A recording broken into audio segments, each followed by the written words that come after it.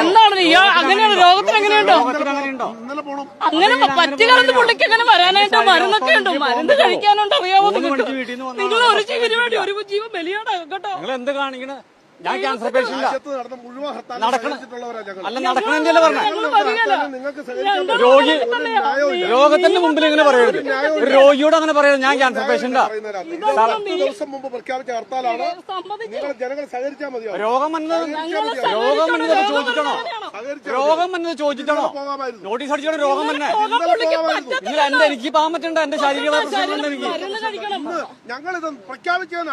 ഞാൻ 3 മണിക്ക് പോന്ന 6 മണിയിലെ ഹർത്താൽ 6 മണിക്കല്ലേ? ഞാൻ വരില്ല. ഞങ്ങൾ ജീവിക്കട്ടെ. വിടില്ല വിടില്ല വിടില്ല. നിങ്ങൾ തർക്കിച്ചോണ്ട് വിടില്ല.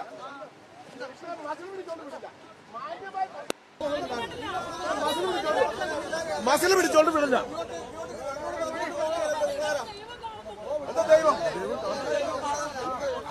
ഞങ്ങൾ ഇന്നലെ വൈകിട്ട് 12 മണിക്ക് ഇറങ്ങിയത് ഈ പൊടിക്കുഞ്ഞുങ്ങളെയും കൊണ്ട്. അറിയാവോ? ഞങ്ങൾ അറിയുന്നില്ല. ഇവിടെ വന്നപ്പോഴാണ് ഞങ്ങൾ അറിയുന്നത് സമരമാണെന്ന്. എന്തുണ്ടായി? ന്യൂസ് പ്രത്യേകം പറഞ്ഞിട്ടുണ്ട് യാത്രക്കാർക്ക് തടസ്സം ഉണ്ടാക്കരുതെന്ന്. KSRTC ബസ് വിടണമെന്നാ പറഞ്ഞത്. എന്തുകൊണ്ട് അവർ വിട്ടില്ല? ഞങ്ങൾ ഭക്ഷണം കഴിക്കാൻ ഞങ്ങൾ പൊടിക്കുഞ്ഞുങ്ങൾ അവിടെ ഞങ്ങളുടെ കുഞ്ഞുങ്ങൾക്ക് വൈകാത്തതാ കണ്ടോ. ഒരു ചിന്തിക്കാനുള്ള കഴിവില്ലേ? നാളെ ഒരു കാലത്ത് അവന്മാരുടെ വീട്ടിലായിരുന്നു അവന്മാർ ഇത് ചെയ്തനെ. അവന്മാരുടെ ഭാര്യമാരെല്ലാം ജോലിക്ക് പോകുന്നില്ലേ?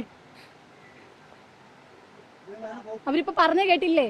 നിങ്ങൾ കണ്ടില്ലേ? ന്യൂസ് കണ്ടില്ലേ? നിങ്ങൾ അത് കണ്ടില്ലേ? ഇത് കണ്ടില്ല? നമ്മൾ കണ്ടു, സമ്മതിച്ചു. അറ്റ്ലീസ്റ്റ് ഒരു മര്യാദ ഇല്ലേ? അയാൾ പറഞ്ഞു കേട്ടു. പിണറായിയോട് പറയുന്നത് എന്ത്? പിണറായിയോട് ഈ ഭരണം വന്നതോട് കൂടിയാണ് ജനങ്ങൾ ഇങ്ങനെ ആയിപ്പോയത്. മനസ്സിലായോ? ഇന്ന് ഞാൻ ഇവിടെ നിന്ന് പ്രവർത്തിക്കുന്നു, നാളെ എന്റെ ജീവൻ ഇല്ലാതാവുന്നുണ്ടോ എനിക്ക് ഉറപ്പ്. വാസ്തവത്തിൽ ഇന്ന് എന്തിനാണ് ഹർത്താൽ നടത്തിയത്? നമ്മുടെ പ്രിയപ്പെട്ട നിതിൻ രാജിന് നീതി കിട്ടാൻ വേണ്ടിയിട്ട് ഹർത്താൽ എന്ന് പറഞ്ഞ് കാണിച്ചു കൂട്ടിയത് എന്തൊക്കെ അക്രമങ്ങളാണ്, അതും സാധാരണക്കാരായ ജനങ്ങളോട്. നിതിൻ രാജിന് നീതി വാങ്ങിച്ച് കൊടുക്കണം എന്നുണ്ടെങ്കിൽ അതിനുവേണ്ടി നിങ്ങൾ ബുദ്ധിമുട്ടിക്കുന്നത് ഈ പാവപ്പെട്ട സാധാരണക്കാരായ ജനങ്ങളെയാണ്. എന്ത് ആവശ്യത്തിന് വേണ്ടിയിട്ട്? ഇവരെ അല്ല നിങ്ങൾ ബുദ്ധിമുട്ടിക്കേണ്ടത്. നിങ്ങൾ ബുദ്ധിമുട്ടിക്കേണ്ടത് കലക്ടറേറ്റിന് മുന്നിലും മറ്റ് ഉദ്യോഗസ്ഥരുടെ മുന്നിലുമാണ്. അല്ലാതെ ഈ പാവപ്പെട്ട ജനങ്ങളുടെ മുന്നിലാണോ ഈ ഇതുപോലെയുള്ള അക്രമങ്ങളൊക്കെ കാണിച്ചു കൂട്ടുന്നത്? തന്നെ ആ ക്യാൻസർ പേഷ്യന്റ് ഡോക്ടറെ കാണാൻ വേണ്ടിയിട്ടാണ് വന്നത്. ആ പേഷ്യന്റിന് എന്തെങ്കിലും സംഭവിച്ചു കഴിഞ്ഞാൽ ആരതിനേക്ക് ഉത്തരവാദിത്തം പറയും? നിങ്ങൾക്ക് പ്രതിഷേധിക്കാനുള്ള റൈറ്റ് ഉണ്ട്. പക്ഷെ നിങ്ങൾ പ്രതിഷേധിക്കാൻ നേരത്തെ മറ്റുള്ളവരെ ഹേർട്ട് ചെയ്തോ അല്ലെങ്കിൽ അവരെ അടിച്ചോ അവരെ ഉപദ്രവിച്ചോ അല്ലെങ്കിൽ അവരെ മാനസികമായി പീഡിപ്പിച്ചോ അല്ല നിങ്ങൾ പ്രതിഷേധിക്കേണ്ടത്. അതുപോലെ തന്നെ ഒരു അമ്മയും കുഞ്ഞിനെയും ഹർത്താൽ എന്ന് പറഞ്ഞ് ബുദ്ധിമുട്ടിക്കുന്ന എന്ത് ആവശ്യത്തിന് വേണ്ടിയിട്ടാണ്? ആ അമ്മ ഒരുപാട് നേരം സംസാരിക്കുന്നുണ്ട്, എന്നിട്ട് പോലും ഇവന്മാരൊരു കണ്ണിൽ ചോരയില്ലാതെയാണ് ഈ കാണിച്ചു കൂട്ടുന്നത്. നിങ്ങൾ ഉദ്ദേശിക്കുന്നത് ഹർത്താൽ കൊണ്ട് ഉദ്ദേശിക്കുന്നത് നിങ്ങൾ എന്താണ് ഉദ്ദേശിക്കുന്നത്? ആ അമ്മയുടെ കയ്യിൽ ഒരു കൊച്ചു കുഞ്ഞുണ്ട്. ആ കുഞ്ഞിന്റെ അവസ്ഥയെങ്കിലും നിനക്കൊക്കെ ഒന്ന് മനസ്സിലാക്കിക്കൂടെ? അതൊന്നും മനസ്സിലാക്കാനുള്ള മനസാക്ഷി പോലും ഇല്ലേ?